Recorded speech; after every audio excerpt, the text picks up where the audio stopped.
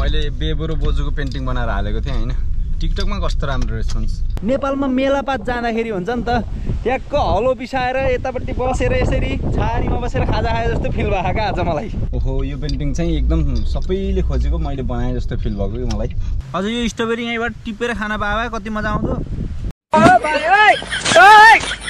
एका बिहानै उठेर खाजा बनाएर खाएर काममा जानुपर्ने मान्छे हिजो बेलुका आएर 1 बजी सुतेको एयरपोर्टबाट फर्केर त्यही भएर बल्लै त्यही अस्तिको टेस्टी बिस्कुट अनि पानी खाँदैछु के so hello and what's up guys good morning and नमस्ते welcome back to my new video this is your boy Adi you are watching A for Adi भएको नाम भएको च्यानल सब्सक्राइब गर्नुभएको छैन भने गर्नु होला सो बेबो एन्ड बोजूको पेन्टिङको अपडेट लिएर आउँछु भन्दै थिएँ मैले लास्ट भिडियोमा त्यो पेन्टिङ चाहिँ नेपाल पठाउँदैछु मैले त्यसमा अलिकति वर्कआउट गर्नुपर्ने छ अझै अलिकति त्यसपछि चाहिँ भेरी सुन त्यो बेबोको हातमा पुग्छ र हजुरहरू सबैले त्यो भिडियो पनि हेर्नुहुन्छ त्यसको लागि चाहिँ मलाई सब्सक्राइब गरेर राख्नु होला आज फेरि म काममा निस्केको छु विदेशको हतारवाला जिन्दगी बिहान जुरुक्क उठ्यो काममा गयो बेलुका आयो फेरि खाना खायो सुत्यो अनि दिउँसोमा ब्रेक हुँदाखेरि यसो एडिट गर्यो भिडियो बनायो यत्रो मेहनत गरिरहेको छु अब हजुरहरूले नहेरे कसले हेर्ने हैन त सो हेरौँ है त अब आज काममा कतिको रमाइलो हुन्छ यस्तो धुम्म छ आजको मौसम हेर्नु न कस्तो छ है पानी परे जस्तो छ त्यो पेन्टिङ धेरैजनाले मन पराउनु भएको छ टिकटकमा 1 मिलियन भ्यू क्रस भएको छ युट्युबमा पनि हेर्नु भएको छैन भने अहिले गएर हेर्नु 4-5 हजार कति भ्यू गएको छ एकदम राम्रो भइरहेको छ थ्याङ्क यू सो मच हैन सबैले चाहेको कुरा गरेको जस्तो फिल भइरहेको छ कि मलाई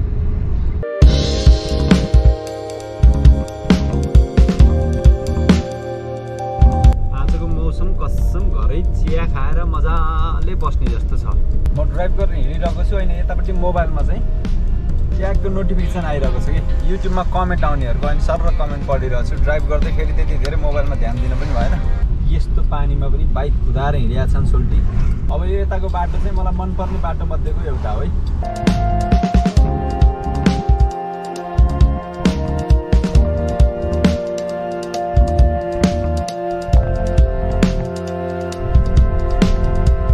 अघि रन्केर पानी परिरहेको थियो अहिले घाम लाउन थालिसक्यो तर यो मलाई युकेको मौसमको केही भर हुन्न एकैछिनमा रन्केर घाम लाएर गर्मी नै हुन थाल्छ म काममा आइकन 5-6 घन्टाको काम सकाएर फेरि ब्रेकमा निस्किसकेँ हजुरहरू के गर्दै हुनुहुन्छ यो भिडियो हेर्दै गर्दा त्यो चाहिँ कमेन्टमा लेख्नु होला है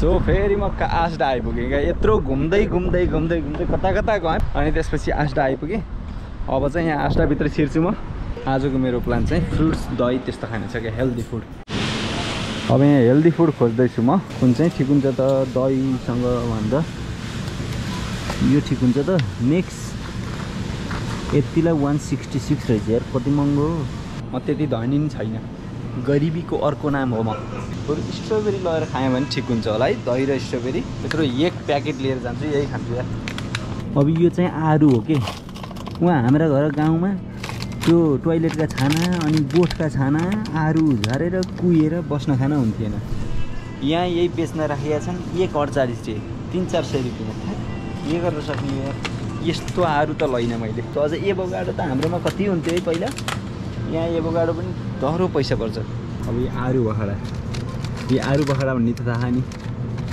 यी चाहिँ बरु सानोमा हामीले काँचै खान्थ्यौँ के अमिले हुन्थ्यो त्यस्तो खान्थ्यौँ अनि रगत मासी पर्ने भन्ने थाहा होला त्यस्तो हुन्थ्यो यहाँ पाकेका मजाका बेचिराखेछ अब म चाहिँ दहीको सेक्सनमा आएको छु सानो दही चाहिएको मलाई ठुलो होइन हेरौँ है त यो नेपालमा भूकम्पको केन्द्रबिन्दु बनेको बारपाक जस्तो लाग्न त यो लुरपाक भन्ने देख्दा मलाई सुरुमा देख्दा त बारपाकबाटै ल्याएको कि जस्तो लाग्थ्यो कि यो यहाँ चाहिँ ब्ल्याक चेरी योगर्ट रहेछ यो स्मुथ टफी फ्लेभर भनेछ कुन लैजाउँ भयो मलाई त यही लगिदिन्छु नि त है 5p एक्स्ट्रा पर्दो रहेछ त्यसलाई हुन त त्यही 5p पनि जोगायो हुने अवस्थामा छु म अहिले होइन त्यही पनि अब ठिकै छ नि त यही लगेँ मैले कहिलेकाहीँ खानेकुरो हो यही लिएर जान्छु स्थिति त कसम 5p जोगाउने स्थिति छ अब यो एउटा कफी चाहिँ खानै पर्छ क्या मलाई नत्र पनि निद्रा लाग्छ काममै निदाइदिन्छु अब यो कफी लिएर गएँ आजको सपिङलाई मैले एकदमै सस्तो बनाउनु खोज्दैछु कि साह्रै सस्तो कि कमाएको जति दिनभरि खाएर सक्नु त भएन नि होइन र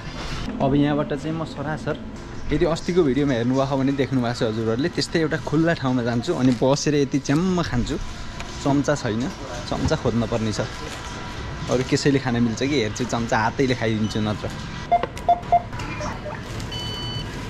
यो चाहिँ पेपर सेभ गर्न नो गरिदिएँ मैले। अब हजुरहरूले कतिको ख्याल गर्नुभएको छ होइन, यहाँ चाहिँ पेपर सेभ गर्नलाई सानो सानो रिसिटहरू छ नि। थोड़ा सा प्यार हुआ है, थोड़ा है बाकी, थोड़ा सा प्यार हुआ है, थोड़ा है। यहाँ चाहिँ पेपर सेभ गर्नलाई सानो सानो रिसिटहरू पनि एकदमै उयो गर्छ कि, त्यो प्रिन्ट गर्ने कि नगर्ने भनेर एभ्री टाइम सोधिरहेको हुन्छ कि, वातावरण संरक्षणको लागि भनौँ न। नेपालमा हामीले त्यस्तो सोचिन्न नि होइन, यहाँ चाहिँ सानो सानो कुराहरू सोचेर गरिरहेको जस्तो देखिन्छ। यो हेर्दा पनि त्यस्तै लाग्दैन त, यस्तो हेर्नु त हरियाली चटुक्क पारेछन्, एकदम वातावरणलाई संरक्षण गरेछन् कि यिनीहरूले। आज मैले हजुरहरूलाई अस्तिको भन्दा दामी युकेको प्योर गाउँ लिएर जाँदैछु।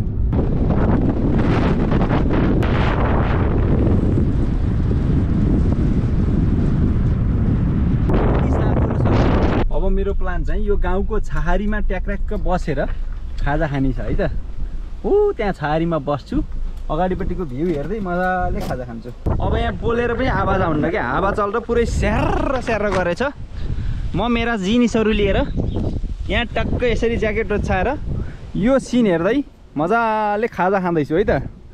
यस्तो मजा आउँछ हेर्नु, सिन हेर्दै मजाले इन्जोय गर्दै कि नेपालको पारा के। नेपालमा मेलापात जाँदाखेरि हुन्छ नि त, ट्याक्क हलो बिसाएर यतापट्टि बसेर यसरी छहारीमा बसेर खाजा खाए जस्तो फिल भएको क्या आज मलाई। यसलाई मैले अहिले त्यहाँ खाजा राख्ने ठाउँ बनाउन सक्छु, त्यही भएर गाडीबाट उक्काएर लिएर हिँडेँ। बसिन्छ मजाले होइन त, यस्तो गरेर यसलाई यहाँ राखिन्छ, गाडीको पछाडिको बुटलाई यहाँ बसिन्छ मजाले यसरी। यहाँ खाजा छ मेरो, झोलालाई यता राखो, एकछिनै गाइतिर पाइट तानम पहिला, झरो पाइट यसरी बसिन्छ आनन्दले। त्यसपछि गाडीको बुटलाई यहाँ राखिन्छ। ल अब हेर्नुहोस्, रहर लाग्दो छैन त मेरो जिन्दगी, इन्जोय गर्न जानु भने जे पनि हुन्छ क्या होइन र। म त लास्ट इन्जोय गर्ने खालको मान्छे हो कि खासमा। मेरो गाडी त्यहाँ बिसाएको छ, म यतापट्टि बिसाएको छु है त। भरिया दाइले बिसाउने भारी, सुनमाया गाडीको चौतारी। अब यहाँ म्याकबुक पनि निकालेँ मैले, एडिट पनि गरिहाल्नु पर्यो। अब एकछिन ब्रेकमा, ब्रेक टाइमलाई सदुपयोग हालिदिइहाल्नुपर्छ। अब चाहिँ हातैले खाने स्थिति छ, चम्चा छैन। अब एन्टी लाइट पराए भए पनि क्यार्न भयो त नि होइन र। टक्क यसलाई खोल्छु, झराक्क हेर्दै वाकेर छोडे जस्तो रहेछ। के खाने हो, मिठै रहेछ। अनि यो राख्नुपर्छ, अहिले चम्चा यही हो मेरो आजको। त्यसपछि यिनलाई यहाँ हाल्छु। अहिले हेर्दै खाम लाग्दो रहर लाग्दो देखिएन भने मलाई भन्नु होला क्या। ल हेर्नुहोस्, यस्तो हेल्दी अहिलेसम्म देख्नु भएको थियो त। म त गोरेका देशमा आएर गोरेको खाना सिकेँ। अब यसलाई मस्तले खान्छु।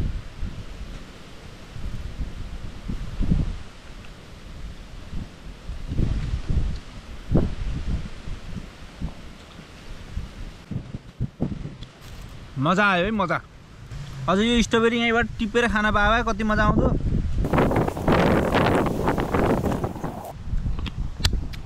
यो भ्यू हेर्नु के, मैले देखाएर साध्य नलाग्ने भ्यू छ। हेर्नु कति रमाइलो छ यो भ्यू, हेर्नु त। गाडी पनि हर्न बजाउँदै गयो सर। यो बाटो, यहाँ पार्किङ गर्ने ठाउँ यस्तो दामी छ। आहाहा, कसरी बनाइन्छ नि चम्चा, यसरी।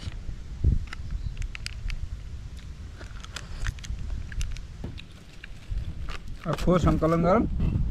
अनि अब हजुरहरूलाई एकछिन वरिपरिको नजारा देखाऊँ।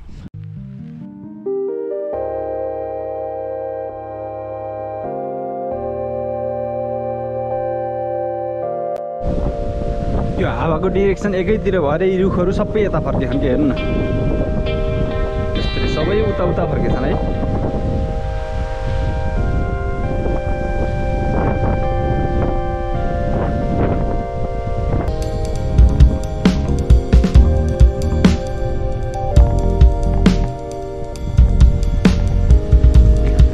जति हेर्न सकिन्न त्यति राम्रो भ्यू छ।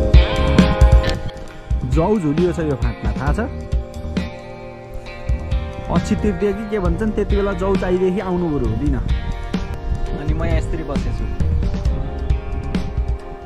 यो फिलिङ छ नि I can't explain this feeling in this video क्या यो एकदम डिफ्रेन्ट फिलिङ छ क्या फिल्म होइन है फिलिङ त्यही भएर feeling precious anyways thank you so much for watching this vlog subscribe गर्नुभएको छैन भने गर्नु होला डेली भ्लग हाल्न ट्राई गर्दैछु हजुरहरूले सपोर्ट गर्नुभयो भने अझै मोटिभेसन मिल्छ त्यही भएर अहिलेलाई चाहिँ बाई अब म चाहिँ भिडियो एडिट गर्न बस्ने बाई